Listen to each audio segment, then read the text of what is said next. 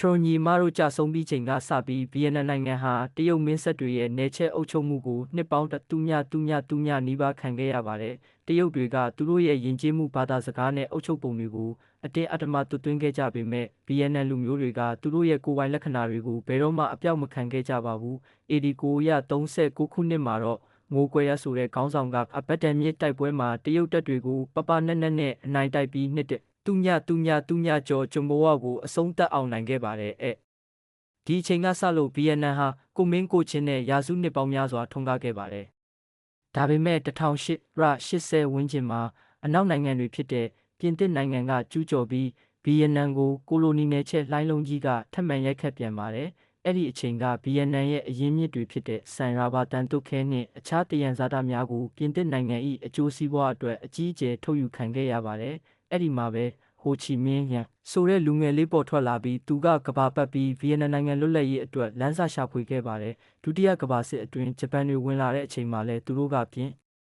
သစ်ရောဂျပန်ကိုပါတွန်းလှန်ခဲ့ကြရပါတယ်။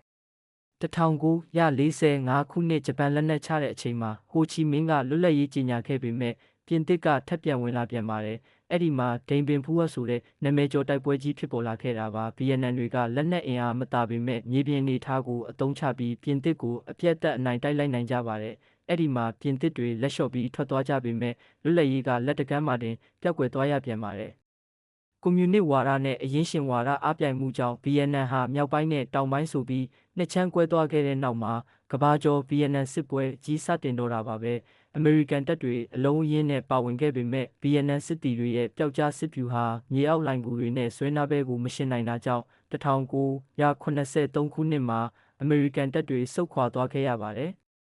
နောက်ဆုံး1985ခုနှစ်ဧပြီလ30ရက်နေ့မှာဗီယက်နမ်တိုင်းပြည်ကြီးတစ်ခုလုံးကိုပေါင်းစည်းကာဗီယက်နမ်တို့အတွက်စစ်မှန်တဲ့လွတ်လပ်ရေးကိုဖော်ဆောင်နိုင်ခဲ့ကြပါတယ်။ဒီနေ့ခေတ်မှာတော့ဗီယက်နမ်ဟာခက်ခဲကြမ်းတမ်းခဲ့တဲ့စစ်ပွဲရဲ့ဒဏ်ရာတွေကိုကုစားကာကမ္ဘာစီးပွားရေးမှာအရှိန်အဟုန်နဲ့တိုးတက်နေတဲ့နိုင်ငံတစ်နိုင်ငံဖြစ်လာခဲ့ပါပြီ။အခုလိုမျိုး89 channel ကဖန်တီးထားတဲ့ဗီဒီယိုတွေကိုကြိုက်နှစ်သက်တယ်ဆိုရင် like and follow လေးနှိပ်ခဲ့ပေးနိုင်ပြီးတော့မိတ်ဆွေတို့အနေဖြင့်တခြားဖန်တီးပေးစေချင်တဲ့အကြောင်းအရာတွေရှိရင်လည်း comment မှာဝင်ရောက်ရေးသားပေးနိုင်ပါတယ်ခင်ဗျာ။